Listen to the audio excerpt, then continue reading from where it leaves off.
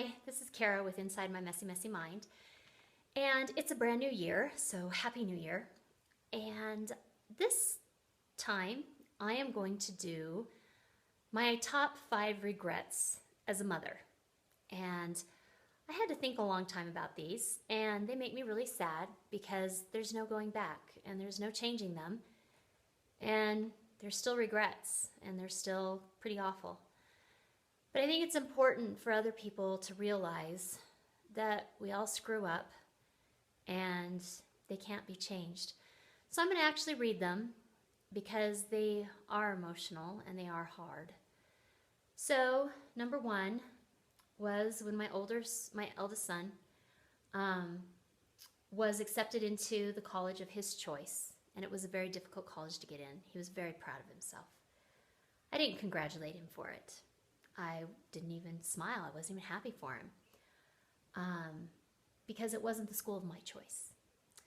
So go ahead and watch my other YouTube video that I've put up that's all about the mommy do-over, because that was a really critical moment in both of our lives that I don't think he'll ever forget.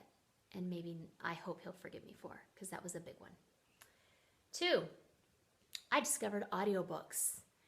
And what I did was I needed to escape. I was having a hard time with mommyhood and being alone. I was a single parent half of the week because my husband travels. And I was having a hard time being an island, kind of an oasis with no social outlet.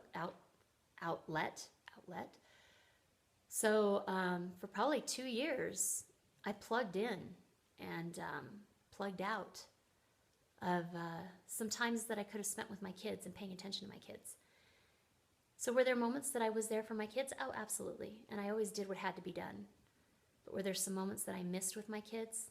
Absolutely. And I can't even tell you what those books were about. But I bet you if I'd had those memories with my kids, I could have told you those. But those memories are gone, and I don't have those. So 3, I stopped reading to my youngest out loud at night when he was 4. And although that may seem old to some people, I read to my oldest until he was 9. And the difference in their enjoyment of books, their vocabulary, their ability to communicate with older people, with anybody, their social skills, all of those things is enormous. And I don't know if it's about those reading times at night. I don't know if it's about those cuddling. That's about the same time I discovered those audiobooks. And I am deeply regretful of those times. Number 4, I wanted things for my children seemingly worse than they wanted them. So they would come to me and say they wanted to be a great hitter, right, in baseball. So I would get them coaching lessons to be great hitters. And then we would fight about practicing hitting in the yard.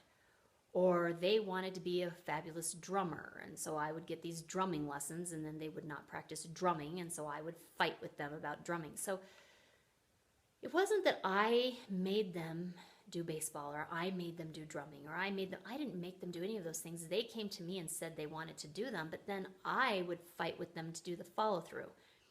So why the heck did I ever want these things worse than they did? I don't even understand that. That was ridiculous. I should have thrown in the towel a long time ago. If they didn't want it, why did I want it? I don't get that. So that was ludicrous.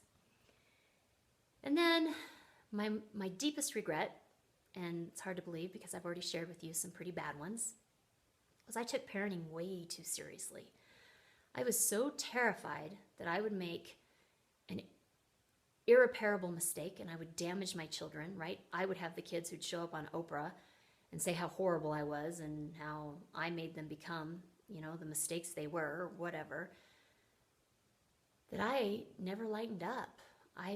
Very few laughs. I just wasn't that much fun. I was so serious about making sure that everything was done right that we just didn't laugh a whole lot. And for that, I'm sadder than anything. I am so sad. So yeah, we have some good memories. We really do. We have some really good ones. And I'm actually going to start the year, this rest of the time, with the things I did right, just to counterbalance this crappy one. But I do think it's important to share these things because hopefully if you're on the same track I'm on, maybe you can learn from my mistakes. Because my mistakes are done and I can't go back. So I'm sorry this one went over 5 minutes. I really try not to do that, but this one was an important one. So Happy New Year, and don't ring in a year the way I did. My quote is, I don't regret the things I've done. I regret the things I didn't do when I had the chance to do it. Have a very happy New Year, and I'll see you later.